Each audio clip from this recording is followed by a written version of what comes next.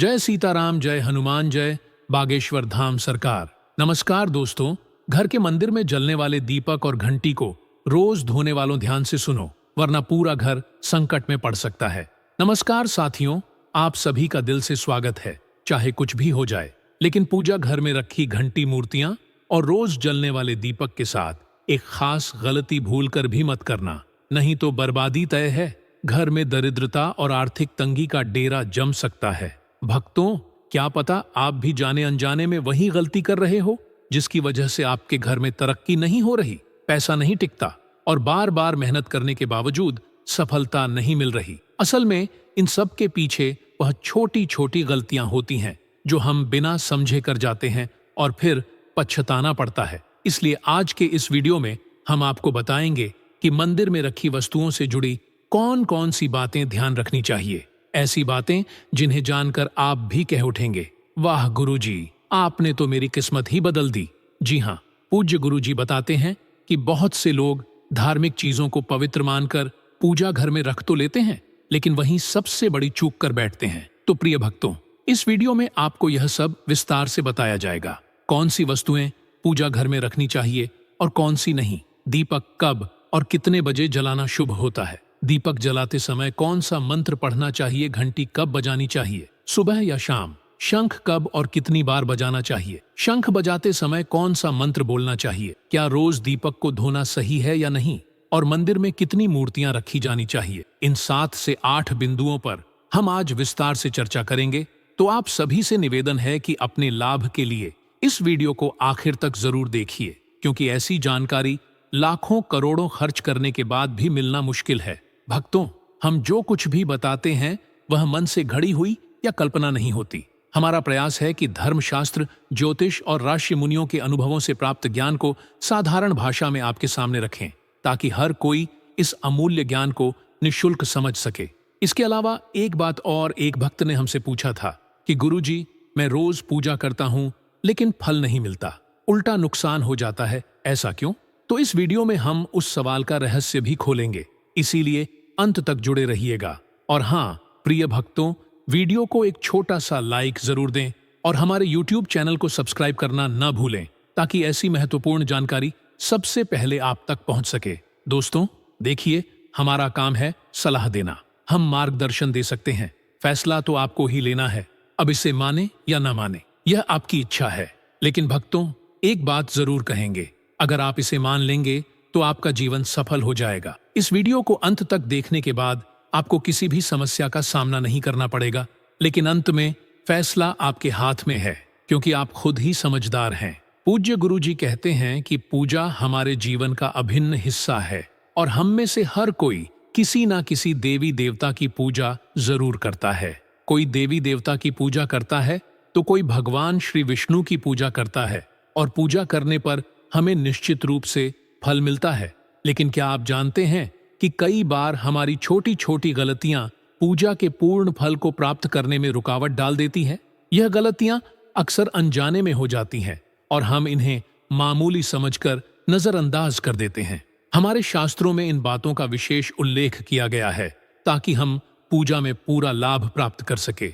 इस वीडियो में हम बात करेंगे घर के मंदिर में रखे दीपक और घंटी के सही उपयोग और उनकी देखभाल के बारे में। क्या दीपक को रोज धोना चाहिए या फिर हफ्ते में 1 या 2 बार? धातु का दीपक हो तो उसकी सफाई कब करनी चाहिए? मिट्टी के दीपक का उपयोग किस मौके पर करना चाहिए? साथ ही मंदिर में घंटी का उपयोग कैसे करना चाहिए, कितनी बार बजाना चाहिए और कब बजाना चाहिए? क्या शाम की पूजा में घंटी बजानी चाहिए? इन सभी सवालों के जवाब आपको इस वीडियो में मिलेंगे।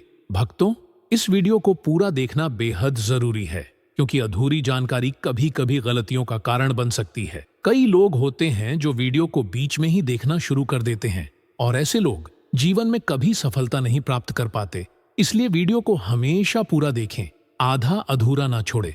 कभी भी आप इस ज्ञानवर्धक जानकारी को केवल इसलिए ना छोड़े क्योंकि इसे सरल और स्पष्ट भाषा में पेश किया गया है, ताकि हर कोई आसानी से समझ सके। भक्तों, कुछ लोग ऐसे भी होते हैं जो नाच गाने और अर्धनग्न लड़कियों लड़कों के वीडियो को देखते हैं और उस पर लाइक और सब्सक्राइब कर देते हैं, लेकिन जो हम जानकारी दे रहे हैं उस पर ध्यान नहीं देते और न ही लाइक या सब्सक्राइब करते हैं। तो मैं ऐसे भक्तों से कहता हूँ, क्या आप अपने जीवन को अंधकार में डालना चाहते हैं? ऐसी जानकारी आपको कहीं और नहीं मिलेगी। अब यह आपके ऊपर है, आप इसे माने या ना माने। तो चलिए भक्तों, अब ज्यादा सफाई दिए बिना वीडियो शुरू करते हैं। सबसे पहले बात करते हैं मिट्टी के दीपक की। मिट्टी के दीपक का उपयोग अक्सर दिवाली और अन्य धार्मिक त्योहारों या पूजा अनुष्ठानों पर किया जाता है और इसे घर के मंदिर या दरवाजे के पास जलाना बहुत शुभ माना जाता है। लेकिन जब इसे मंदिर में रखा जाता है तो इसकी परंपराएं थोड़ी अलग हो जाती हैं। मिट्टी के दीपक को शुभता का प्रतीक माना जाता है। आप इसे अपने घर के मंदिर में उपयोग कर सकते हैं क्योंकि यह किसी भी प्रकार के वास्तु दोष का कारण नहीं बनता। हालांकि इसे मंदिर में उपयोग करने का एक खास नियम है। मिट्टी के दीपक को एक बार जलाने के बाद उसे दोबारा मंदिर में नहीं रखना चाहिए। हर बार नया मिट्टी का दीपक जलाना शुभ माना जाता है। भक्तों, आपने देखा होगा कि लोग अक्सर पीतल या तांबे के दिमाल करते हैं। यह दिए न केवल दिखने में सुंदर होते हैं बल्कि इनका धार्मिक महत्व भी बहुत ज्यादा है। अगर आप भी इन दियों का इस्तेमाल करते हैं तो उनकी सफाई बहुत जरूरी। रोज इंद्रियों को धोकर साफ करना चाहिए और सबसे अच्छा तरीका है गंगा जल से इनकी शुद्धि करना। गंगा जल से इन्हें धोने से न केवल इंद्रियों की पवित्रता बनी रहती है बल्कि घर में सकारात्मक ऊर्जा का संचार भी होता है। इसलिए इस आदत को रोज अपनाएं क्योंकि हफ्ते में 1 या 2 बार धोने से यह पूरी तरह से शुद्ध नहीं हो पाते। घंटी की सफाई और बजाने का सही तरीका अब बात करते हैं घर के मंदिर में रखी घंटी के बारे में। घर के मंदिर में अक्सर पीतल की घंटी देखी जाती है। घंटी की ध्वनि सकारात्मक ऊर्जा को बढ़ाती है और नकारात्मक ऊर्जा को दूर करती है। ध्यान रखें कि घंटी को कभी भी दक्षिण दिशा में नहीं रखना चाहिए क्योंकि इसे अशुभ माना जाता है। घंटी को पूजा स्थल के पास या मंदिर के प्रवेश द्वार पर रखना चाहिए। सबसे शुभ घंटी वह होती है जिस पर गरुड़ की नक्काशी बनी हो। इसे गरुड़ घंटी कहा जाता है और यह सबसे उत्तम मानी जाती। अब जानते हैं कि घर में घंटी को कितनी बार बजाना चाहिए। भोग लगाते समय घंटी को 5 बार बजाना चाहिए ताकि भगवान भोग को जल्दी स्वीकार कर लें। पूजा के दौरान घंटी को जोर से या लगातार नहीं बजाना चाहिए। इसे केवल 3 बार ही बजाना चाहिए। घंटी को हमेशा दाहिने हाथ से बजाएं और मुख आपके सामने की तरफ होना चाहिए। घंटी को रखने और बजाने के अन्य महत्वपूर्ण नियम। साथ ही भक्तों, घंटी को कभी भी दक्षिण दिशा में नहीं रखना चाहिए क्योंकि यह किसी भी पूजा सामग्री के लिए अशुभ मानी जाती है। जब भी घंटी मंदिर में रखें, ध्यान रखें कि इसका मुख पूजा स्थल की ओर हो। मंदिर में घंटी को सुबह की पूजा में ही बजाना चाहिए। शाम की पूजा में घंटी बजाना अच्छा नहीं माना जाता। इस नियम का पालन करके आप अपने पूजा पाठ को अधिक फलदायक बना सकते हैं। जब भी आप किसी मंदिर की यात्रा पर जाते हैं, विशेषकर घर से बाहर स्थित किसी पवित्र स्थल पर, तो ध्यान रखें कि मंदिर प्रवेश के समय ही घंटी बजानी चाहिए। मंदिर से विदा होते समय घंटी बजाने की कोई परंपरा या आवश्यकता नहीं होती। घंटी की ध्वनि आपके आगमन का संकेत देती है। यह दर्शाती है कि आप देवता के साक्षात दरबार में प्रवेश कर रहे हैं और आपकी आराधना का क्रम आरंभ हो रहा है। प्रवेश पर एक बार घंटी बजाने का तात्पर्य है कि आपने पूजा अर्चना के लिए स्वयं को प्रस्तुत कर दिया है। यदि आप पूजा के मध्य में 2 बार घंटी बजाते हैं तो इसका आशय यह है कि आप भगवान के समक्ष अपनी प्रार्थना, मनोकामना या हृदय की गहरी बात रख रहे हैं। यह एक प्रकार से दिव्य सत्ता से सीधा संवाद स्थापित करने का प्रतीक है। पूजा स्थल से जुड़े कुछ ऐसे सूक्ष्म और महत्वपूर्ण नियम हैं जिन पर अक्सर पर्याप्त प्रकाश नहीं डाला जाता। इन बातों को समझना और इनका पालन करना भक्त को देव कृपा प्राप्त करने में सहायक होता है। सर्वप्रथम, यदि आप अपने निवास स्थान पर एक पूजा घर या मंदिर स्थापित कर रहे हैं तो उसका स्थान चयन अत्यंत निर्णायक है। मंदिर को घर के सर्वाधिक शांत, स्वच्छ और सकारात्मक ऊर्जा से परिपूर्ण कोने में स्थापित करें। ऐसा स्थान चुनें जहां से नकारात्मक प्रभाव या अवांछित कंपन स्वतः ही दूर रहे। विशेष सावधानी यह बरतनी है कि पूजा स्थल को कभी भी शयन कक्ष या सोने के कमरे के अंदर नहीं रखना चाहिए। विवशतावश ऐसा करने पर रात्रि में सोने से पूर्व मंदिर को एक पवित्र कपड़े से अवश्य ढक दें। यह सावधानी इसीलिए आवश्यक है ताकि पूजा स्थल से निरंतर प्रवाहित होने वाली सक्रिय और तीव्र सकारात्मक ऊर्जा आपके विश्राम और निद्रा को विचलित न कर सके। इस सरल उपाय से घर में शांति, सुख और समृद्धि का वातावरण बना रहता है तथा ध्यान व पूजा के समय गहन एकाग्रता प्राप्त होती है। पूजा करते समय वस्त्रों के चयन में भी विशेष ध्यान देना चाहिए। काले रंग के वस्त्र पूजा के दौरान धारण नहीं करने चाहिए। माना जाता है कि काला रंग मन में भारीपन, उदासी या निराशा के भाव ला सकता है, जो पूजा के पवित्र और उत्साहपूर्ण वातावरण को क्षीण कर सकता है। इसके स्थान पर हल्के, उज्ज्वल और शुभ माने जाने वाले रंगों जैसे पीला, सफेद, नारंगी या हल्का हरा रंग पहनना अधिक श्रेयस्कर है।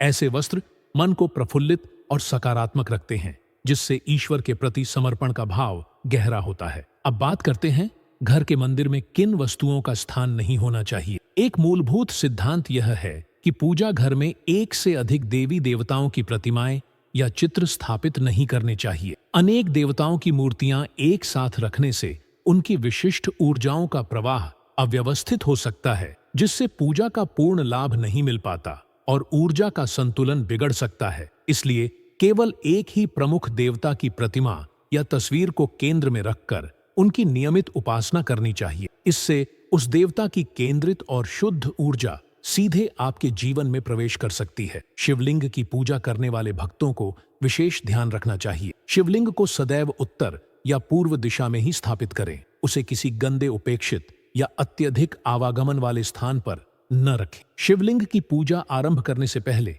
यह सुनिश्चित कर लें कि वह सही दिशा में है और उसका स्थान पूर्णतः स्वच्छ एवं पवित्र है। एक अनिवार्य नियम यह है कि कभी भी भगवान की टूटी हुई या क्षतिग्रस्त मूर्तियों को पूजा स्थल पर नहीं रखना चाहिए। ऐसी मूर्तियां देवत्व की पवित्रता के साथ समझौता करती और पूजा घर के पूरे वातावरण की सकारात्मक ऊर्जा को हानि पहुंचा सकती। ऐसी मूर्तियों को श्रद्धापूर्वक पूजा स्थल से हटाकर उचित विधि, जैसे किसी पवित्र नदी में विसर्जित करके या जमीन में दबाकर से विदा कर देना चाहिए। पूजा स्थल पर शंख, गोमती चक्र और ताजा जल पात्र रखना अत्यंत शुभ और ऊर्जावर्धक माना जाता है। शंख की ध्वनि दिव्य आशीर्वाद की अनुगूंज मानी जाती है। गोमती चक्र धन, समृद्धि और सौभाग्य का प्रतीक है। जल का पवित्र पात्र वातावरण की शुद्धता और ऊर्जा को संतुलित रखता है। इन पवित्र वस्तुओं को नियमित रूप से साफ करके उनकी शुद्धता बनाए रखना आवश्यक है। पूजा स्थल की स्वच्छता का विशेष महत्व है। इसे प्रतिदिन साफ सुथरा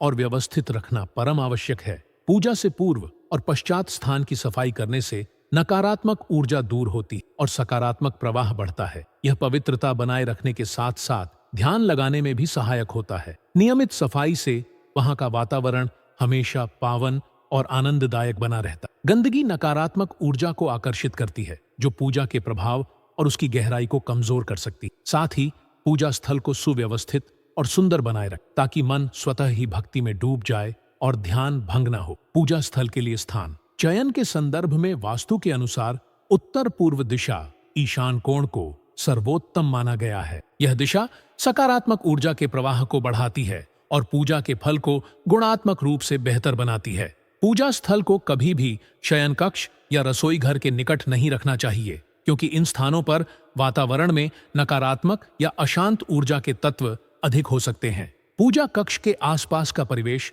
शांत, स्वच्छ और सुव्यवस्थित होना चाहिए। दीपक जलाना पूजा का एक अत्यंत महत्वपूर्ण और पवित्र अंग है। सही विधि से दीप प्रज्वलित करने पर ही इसका पूर्ण लाभ प्राप्त होता है और देव कृपा सुनिश्चित होती है। दीपक को हमेशा भगवान की मूर्ति या चित्र के समीप रखें, ताकि उसकी ज्योति दैवीय आशीर्वाद का साक्षात प्रतीक बन सके।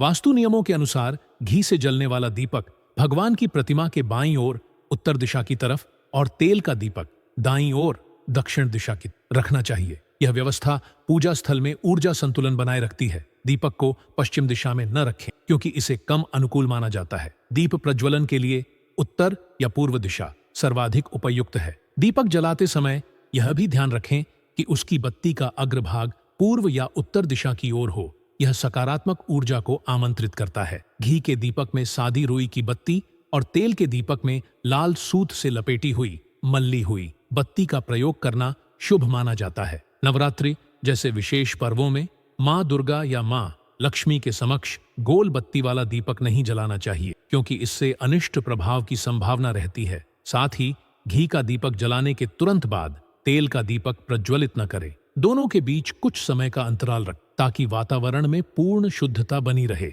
दीपक जलाना केवल धार्मिक कर्मकांड नहीं है, यह वास्तु दोषों के निवारण, नकारात्मक ऊर्जा के शमन और मानसिक शांति प्रदान करने में भी सक्षम है। इन सूक्ष्म नियमों का पालन करके आप अपनी पूजा को सार्थक बना सकते हैं। देव अनुग्रह प्राप्त कर सकते हैं और अपने घर में शांति, समृद्धि और सकारात्मकता का स्थायी वास सुनिश्चित कर सकते हैं।